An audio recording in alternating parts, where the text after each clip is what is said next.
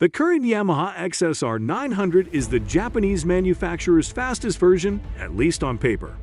However, his retro style has been criticized. Its blend of classic 80s inspiration with more modern lines has been subject to criticism. However, Yamaha Motor Japan and Wiesgear have just released two new kits for the XSR 900.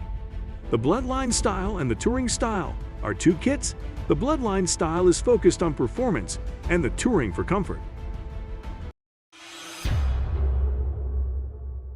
Starting with the Bloodline Style kit, it includes the headlamp fairing, front fender, fuel tank, side panels, and seat covers.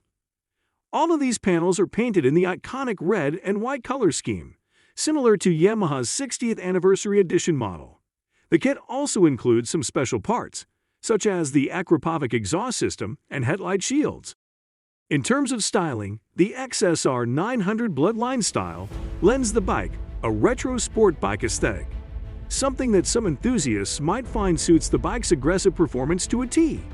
Personally, I think it looks like a foreshadowing to Yamaha's rumored and highly anticipated XSR GP.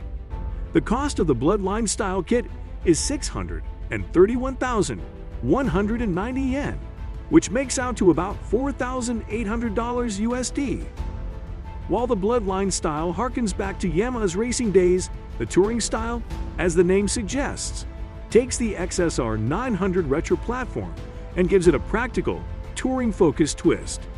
The setup features a headlight cowl to provide some semblance of wind protection at speed. There's also a set of saddlebags with racks, a lowering link to give the bike a more approachable seat height, as well as heated grips for cold weather rides.